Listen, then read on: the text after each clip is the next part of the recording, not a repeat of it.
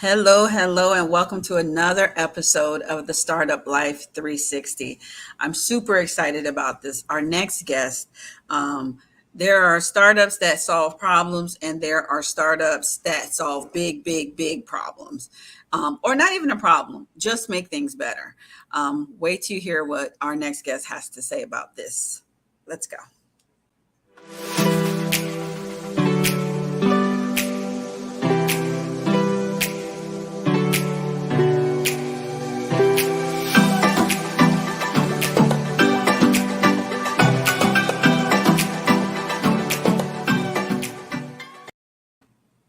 Hello, hello, welcome back. And so today's guest is Brian Hobbs. He's the CEO and founder of Proven. He has 14 years experience in managing billion-dollar infrastructure projects for multiple Fortune 500 companies. Brian has extensive experience managing contract employees on large infrastructure projects. He has a BS, bachelor's in civil engineering and minor in computer applications from University of Alabama, and a skilled blockchain administrator. That's a whole lot. I can't wait to hear more about it. Let's welcome Brian. Hey Brian, I swear I need to get the background audience. You know how you have to push the button? How you doing? I'm good. I'm good. The more and more I think about what it is that you're doing, it's layered, right? Like every time I talk to you guys or I start thinking about it, this is a pretty big problem solve or making things a lot better. But before we get into it, I want people to understand like who you are as a person and why you're the guy for the job. Like for what you're doing, you're absolutely the best person to execute this. So tell us a little bit about your previous life before startup. You kind of touched upon it a little bit in the intro, but again, Brian Hobbs, CEO of Proven, and my previous life essentially is that I graduated from University of Alabama with a bachelor's degree in civil engineering, a minor in computer applications technology. I am originally from Selma, Alabama. One of the homes of the civil rights movement. So we like to um, also. Oh, I'm sorry. What'd you say? Getting a little feedback. Can you hear me? Oh, okay. Can you hear us? Okay, now. There you go. There you go. Okay. Oh, sorry about that. But no, That's I work for a lot of Fortune 500 companies as a project manager. I've also worked for government organizations as a project manager. And in those roles, overseeing large infrastructure projects. And in overseeing those infrastructure projects, you deal with contract workforce. And so contractors, they go through a whole process when onboarding. And that's kind of some of the things I've seen as we've built out Proven.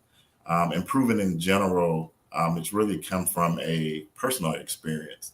So those companies I mentioned that I worked for in the beginning, so I used to travel a lot. I think I traveled where I moved 4 times in 5 years. And each time I moved, I had to move family with me. And so in doing that, that means everyone had to the significant other had to get a new job. And so in that instance, getting a new job requires you to go through the same process over and over again, and particularly in education, which we was in. And so that gave me an idea because in education, when you're verifying credentials or previous work history, you tend to have to verify that information every single time.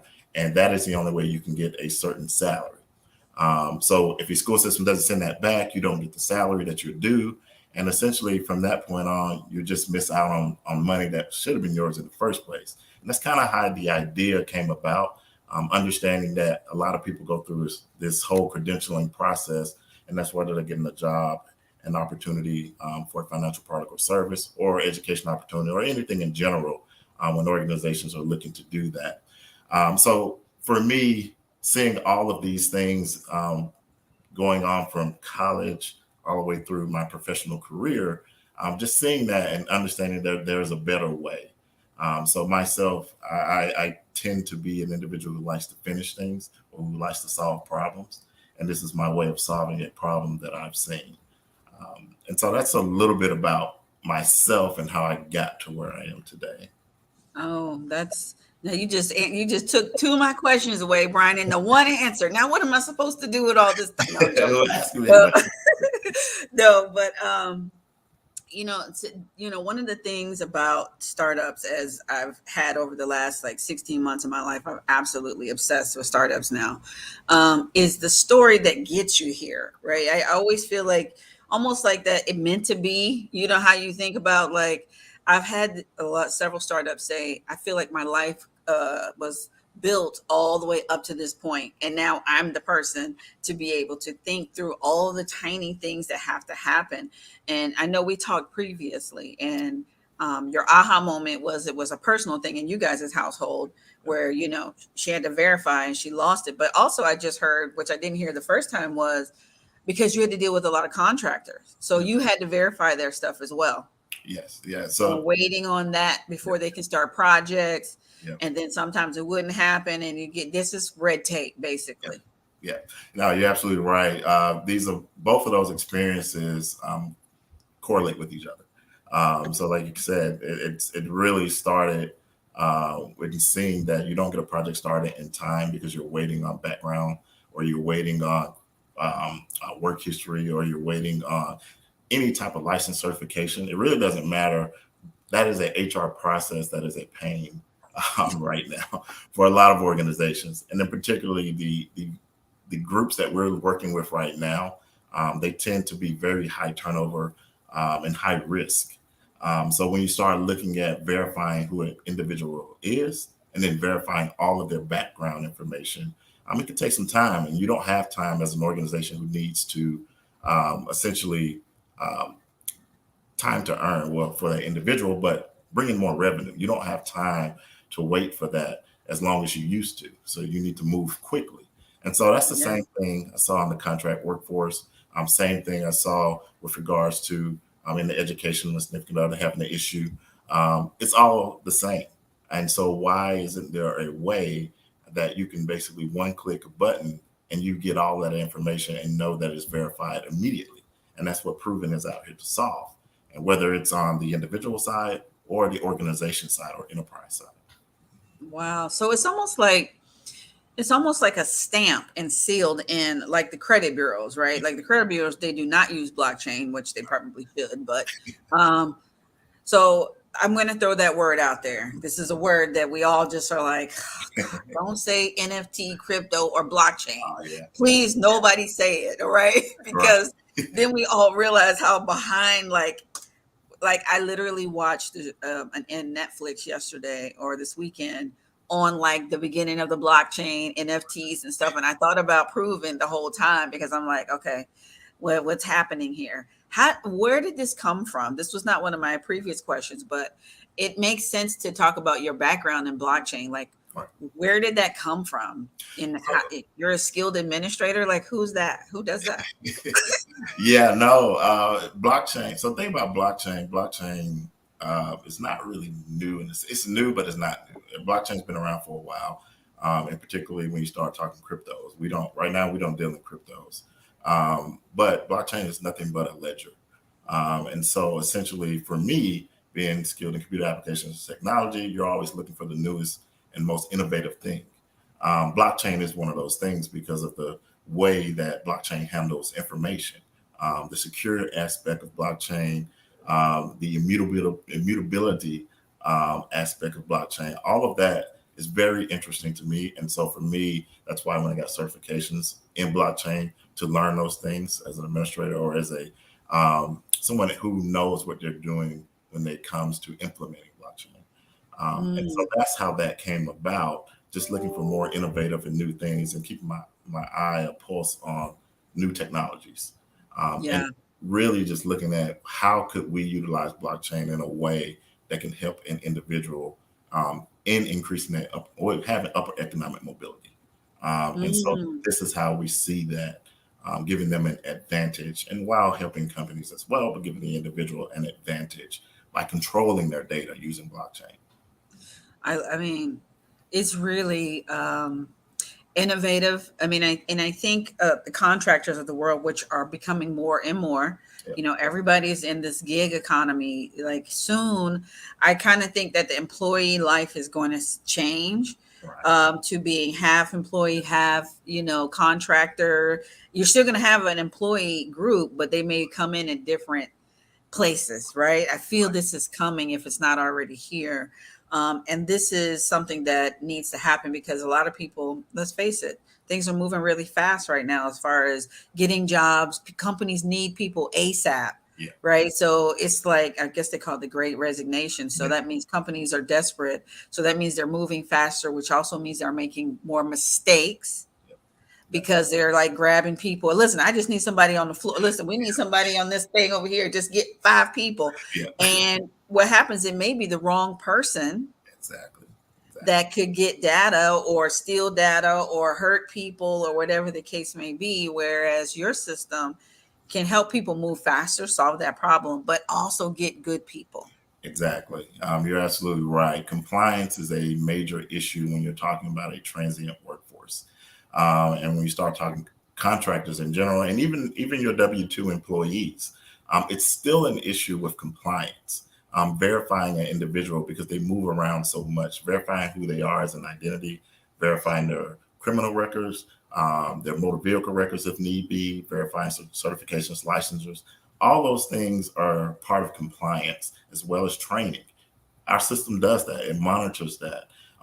We're helping organizations by again making that process more efficient, getting people in so that they can get that earning power started right away. Um, I think one thing that we're starting to see, like you said, with the Great Resignation, is more people going to contract work. Yep. And so with that, you do have liability and risk. So we have liability and risk programs to address that, which all goes back to our monitoring programs. But again, all of this for us, just like you mentioned earlier, being a Equifax or a TransUnion type organization, we are a data trust underlining. And a data trust is simply a trustee that holds and verifies the data for that individual. And that individual uses that data in a way to get a job, financial product or service, or any opportunity in education, or just need to verify who they are. That is what we do at the core for organizations.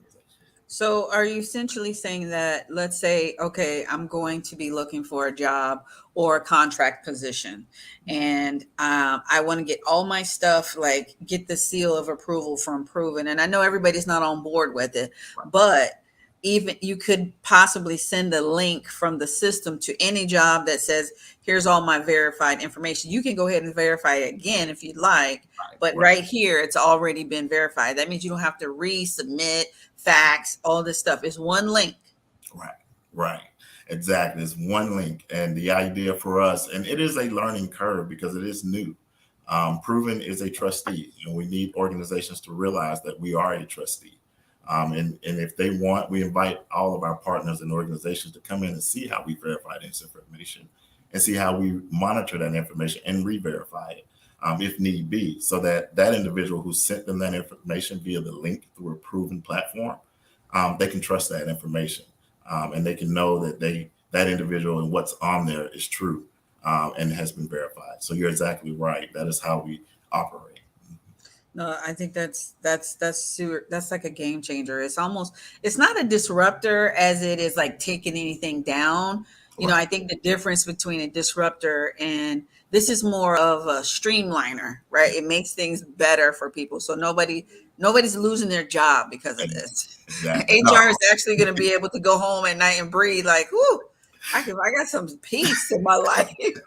right. You're absolutely. And so and that's one thing we try to, when we talk with companies who come on board with us, is that you don't necessarily have to get rid of anybody when you're onboarding our platform. You actually can reassign them, give them another Mm. opportunity to do more of something else. They don't have to worry about this part of your process anymore because we do it all. And all they have to do is check and make sure that everything is in order and go on to the next thing that they may have lined up for themselves. That's amazing. And so, I don't know if we can talk about the training aspect of it, or if that's on the back burner for now. Can we talk about that, the Yeah. training part? It just popped up in my head because I'm really trying to understand right now myself. So this is like a selfish interview, everyone. I'm just being honest. I'm learning more as you guys are too. So, um, how does the training part work? Yeah, it's interesting. So training works. So we've combined our platform. When we say one click, we really mean that one click because a lot of organizations, either small or SMBs, they don't have an onboarding system. An onboarding system essentially allows them to put training in it. Our system, you can do training. We do all the identity verification, the credentials. We do all of that, but you can also put training in that. So if you got something that you want them to watch from a training perspective, we have quizzes, Quizlets. It really doesn't matter. We have the ability for you to put that in the workflow right now before they can move forward. Because Oh, yeah, okay. So they can, okay. So when they can come on board to get proven to do all their verification, and then the next phase is all. Then the training is also locked into the system. yeah, So you're also, wow. Okay, so you went to the next phase as well. yeah, So because, that makes that easier. So you're really getting people to, as you said, to get to their earning potential, so they yeah, can get to the money and the projects can begin. exactly. We want it. Which at the end of the day, that's what everybody wants. That's what everybody wants to get to the money much faster. Yeah, We need exactly. it. Uh, We'll get you there. I think like as I continue to talk to you all, I'm going to learn more and more. And so, who are the people that you are talking to now? Like, what types of people? If I was going to introduce you to your best person to meet, Yeah. who are those types of people? Yeah. So right now, when we talk, so I'll start with the actual organizations first. For us, game changers and the organizations that we really want to get in the door with, you have your Amazons because they have Amazon Flex. You have UPS. UPS also has and they're in our backyard. You have UPS who has their own on demand or last mile delivery. These are large companies, Shipped, Roadie. All of these organizations are organizations that we would like to talk to because again, we could partner with these organizations and they have high risk, high turnover. So if it's a high risk, high turnover organization where the individual touches the public, they are prime for our platform immediately because of the compliance aspect and what we can do for them. Um, from an investor standpoint, future of work investors, game changers for us. People who are interested in how blockchain is going to be utilized in the future, and as well as future of work in general. Those are type of investors as well that we're looking for, and we're open to any type of investor. But so both sides of the coin, from a company standpoint, all the way over to the investors. Okay, no, that's good. Like again, I'm nowhere near I usually have my questions. We're not even there, sir. We're on this free flow right now. And I know Jeremy, who does a production with us, she puts up the questions before I ask them, and she's like, "Where's this question? This question is nowhere to be on this list." Because it's like sometimes things go in another direction, and I can see that it's almost like I want to break it down in layman's terms for people who are listening, so they can see how it affects their life or a friend's life. And anybody who's watching, please tag any friends that you feel this would be great for. Anyone in the HR. I heard you mention Rody here in Yep. Atlanta. I've used Rody before, actually. Yep. Rody, UPS. Those two are right here in our backyard. So. Yes. So, I'm going to talk briefly about the investors because I know you are in that space right now for them. Are you pre-seed, seed? And what types of, if we're going to talk investors, I know that's like a big thing, little thing. What does that look like right now? There's opportunities for investors to get involved now, right? It is, yes. We are in a pre-seed raise. Right now, we are in $1 million raise. Okay. So far to date, we have raised 350,000 of that million, and we do have other VCs are vetting us out now, but there's still room in the round, and so Okay. we are still looking for investors to close out the round. Um, Okay. yeah, Well, that's exciting. So so is this your first startup? this is my first startup. Yes, Okay. my co-founder He started a company. Oh yeah, Yes, Marcus. Yes, he's done quite a bit of there. But what since you've been in this, and the thing is it may be your first startup, but it's not your first rodeo because you've been correct. doing projects this big already. So this is again why you're the guy for the job, because this is like what you've done for everybody else. Now you're doing it for yourself, which I always say. And I hope this is the reputation that I hope I build in the ecosystem is I can spot a good startup. And people can come to me and be like, "Hey, Shauna," and it's slowly happening, Brian. People are like, "Hey, if you run into a not good startup, let me know." And for me, you would be that, because what I look for is character, Thank you. the person, and also their background. Have they been in the fire to be able to handle the fire coming up, right? Because as a Yeah, business owner, there's a lot of fires and yes. stress that you have to, deal with and still move forward. But what has been your most surprising thing since this journey? Like something that, okay, I'm going to do this, I'm going to make it happen. And what were some of the biggest surprise that you found out about that you didn't know about doing a startup?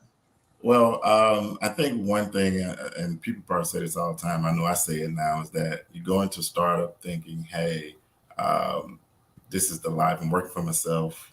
Hey, I can do what I want." Yeah, no, yeah, I'm you laughing with you, not at you, because yeah, I know. you working for yourself, all right. You working all day and night, 24 hours a day for yourself. Uh, so that was a little different, coming from corporate America and how you operate in corporate America, compared to your own startup, your own business. It's a lot of hard work behind the scenes. So that experience is a little shock in the beginning. I will say that, but over time, you have a goal, you've set a goal, and you know what you're trying to achieve. And if you're dead set on that and steadfast, you're going to achieve it. And so I myself, I'm not a quitter. I for the most part, I'm probably going to finish what I started. So Oh yeah, I heard early on that you're a finisher, yeah, and for me, being in business for 15 years, I'm a starter. I'm not the best finisher, and I can finish, but it takes, like, if I finish any project, believe me, I'm on the ground. Like, oh, that took a lot out of me because we all have different things we're good at, and finishers are amazing because they're almost like cleaners. And I think there's this book about athletes called like The Cleaner. I don't forgot the yeah, name of this book, but you heard of it? yep, yep, So, and so that also goes to your past as being an athlete, which also has a lot to do with discipline, yeah. right? Yeah, I didn't mention it much, but yeah, I did play for the University of Alabama. So I played football my first 2 years while in college, and obviously before the university, I played ball in high school and so forth, all the way to Pop Warner, Pee Wee football. So sports has been a key aspect into how I've been raised, along with parents and family members and so forth, and mentors. But sports, like I said, discipline is key, and so that's been instilled in me as well. I coach youth sports now, because I think that it is very important for the kids of today to at least, they got to get outside. They don't do that a lot these days. But getting Yes. outside, getting involved in sports, getting involved in activities, that's going to help them mold their minds and shape them. And hey, then you can do whatever. You can apply that in anywhere, whether it's technology, whether it's science, math, whatever. You can do that. Yeah, no, this is amazing. I think again, your past will dictate, like what you've done in your past will sometimes dictate how you operate when the opportunity arrives, right? And athletes, military, um, these types of backgrounds. That's why whenever you have a city with a lot of military or retired military, companies flock there because they know that's the best workforce ever. It's just innate. And I know everything that we've done and talked to you, and all the little things, you are on point, like on time, and you've done this. So like, I already know that you're always doing stuff. Like every time I talk to you, like, where are you at? Oh, I'm over here. I got to do this. I'm moving over here. I'm like, wow, this man is on the move, but you're getting it done, which is amazing. You're not just like, sitting in the office waiting for something to happen, which is amazing. So what has been the most rewarding? So Mhm. I know we talked about the surprising, but now that you are in it and you've been doing it for a while now, what has been like, wow, I didn't know this is great. What has been that rewarding part of having your own business and a startup? Yeah, I'll say in the startup world, one of the most rewarding things or validating things for me, and not saying that I need the validation, but understanding that strangers who have no clue at what you're doing, who you are, turning around and validating your idea and going through Mm. that process and saying, "Hey, you've got something here." That is very rewarding because there in the startup where there are times when you want to quit, when you're like, "This is not working out at all," but you get those points where, hey, this accelerator, they said, yeah, they vetted the idea, they feel that there's a future here. This startup runway, which I was part of, they you win that and you win some other things and get accepted, and then you get VC money and you start to see things start to roll. Companies coming on board your platform and saying, hey, we like your idea, we like what you're doing, you can help us out. That's pretty rewarding considering it takes a lot of work to get a startup off the Oh ground. yeah. Oh yeah. Oh yeah. No, it's true. And it is like validation from a standpoint of your peers. You Right. know, you have an idea, you put it together, and I'm sure it was a lot of late nights and reading, and I mean, you got the blockchain. That's like that just makes me go, oh my gosh. So for people to be like, yeah, let's keep going, and you know how the startup ecosystem is. It's like once you get on the runway and it starts to take off, Yes. once you get in the air, that's it. That's it. Right. All you need to do is to get a couple of pilots or planes with you, and I'm so sure this is happening for you guys, and I really can't wait to see that process, and we'll definitely share that along the way. Um, so I mean, we kind of talked about this a little bit, but you're a family man and you're an athlete. And how do you think this makes you a better leader and better business person? Well, we know about the discipline for the better business person, but how about the leadership component? Because that's another part of being a CEO of a startup that's important. Like you can have a great idea, but it doesn't mean people want to follow you, That is true. nor does it mean you know how to even treat people when you get in position, right? Yeah. So, how do you think this helps you be a great leader, which I'm sure you are? Yeah, yeah, no, thank you. No, great.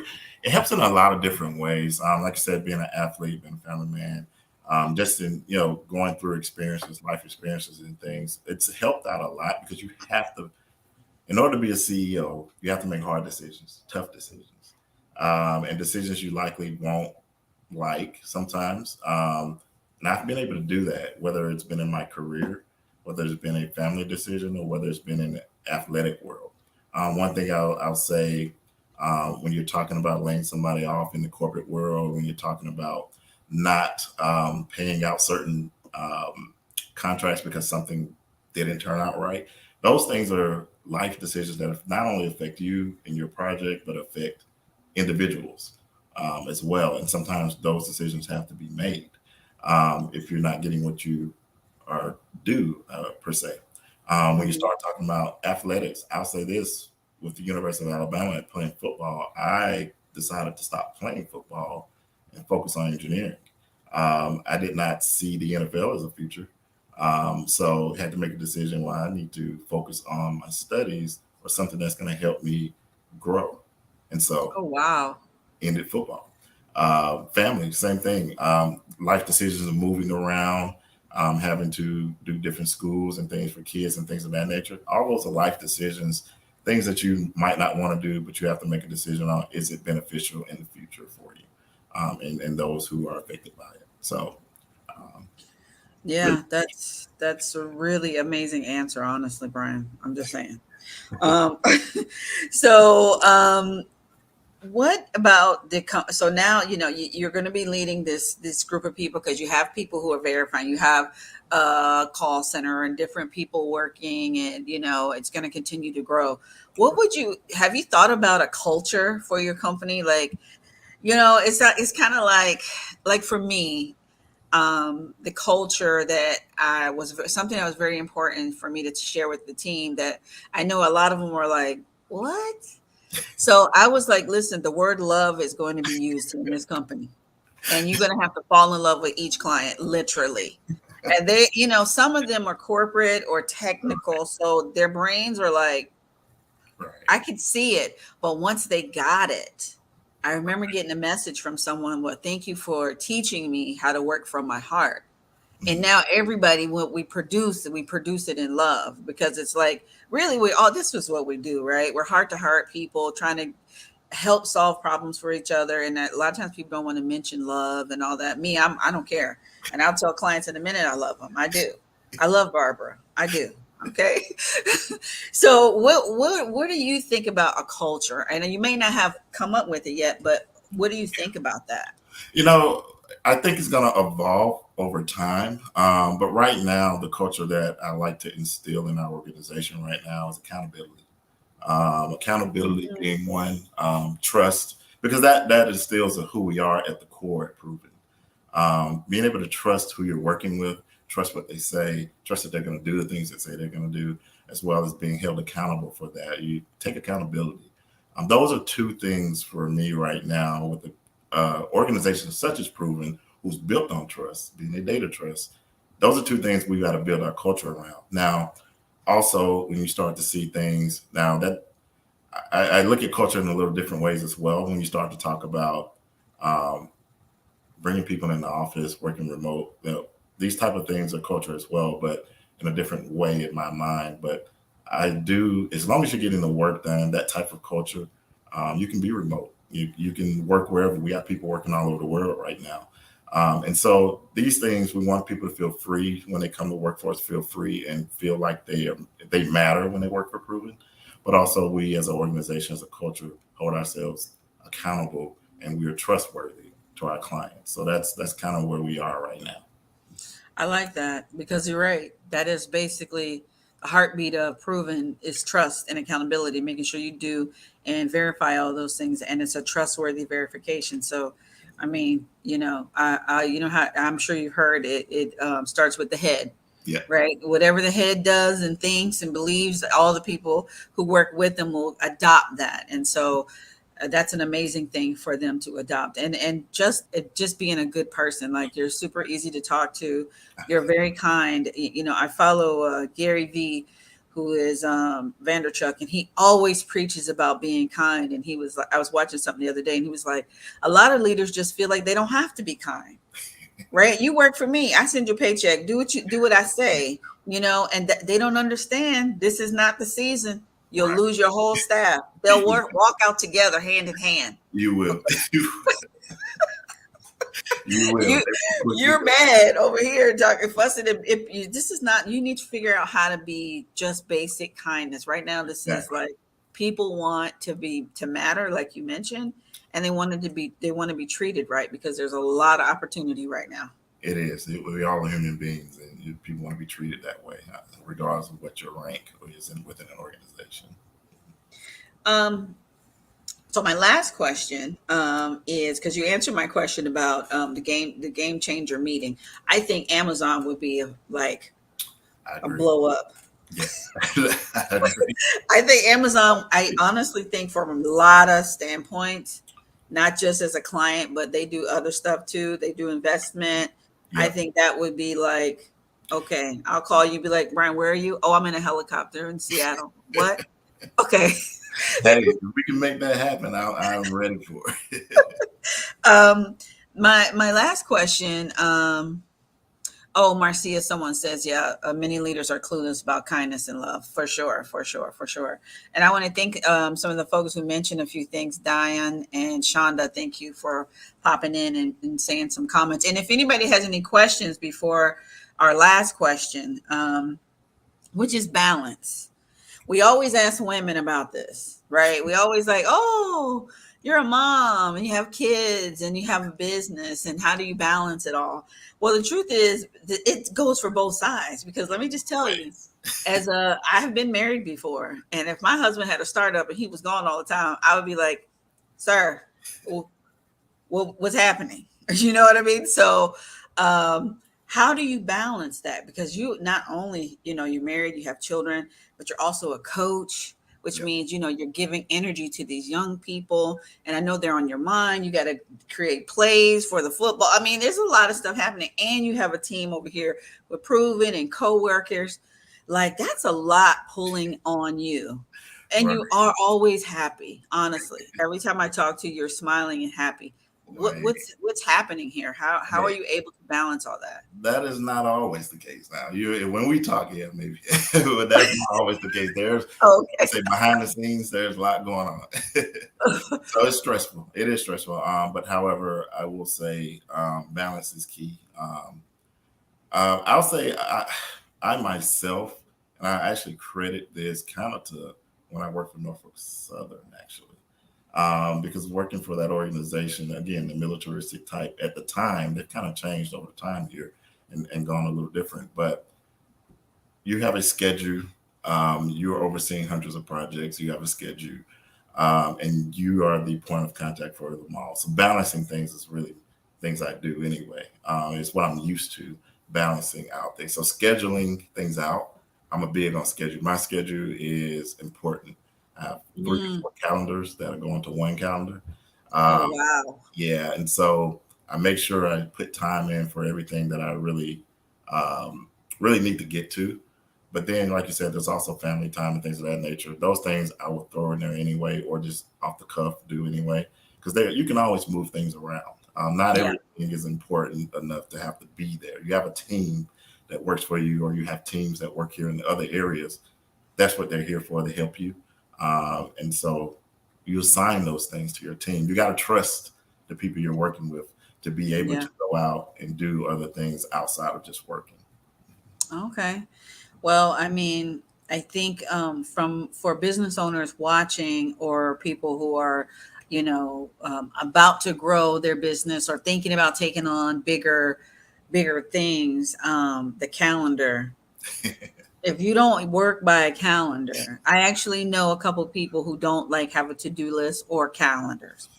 They Yeah, just be rolling out here, and I'm like, but they're hella stressed yeah, all the time and disappointing everybody left and right. I know because I actually have had appointments with them and they're like, oh, I forgot. Oh, they're running around. Like, you cannot be successful without some type of organization. Would you right, not agree?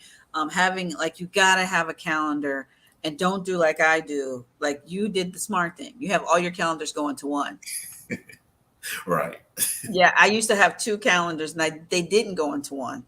And I was missing appointments left and right on the business email. And so these are small things, but people will judge you They will.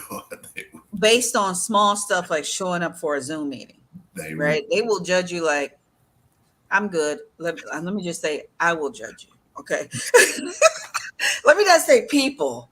I will. You. Okay. Because I give it 7 minutes. If you're not here in 7 minutes, that's it. We're done.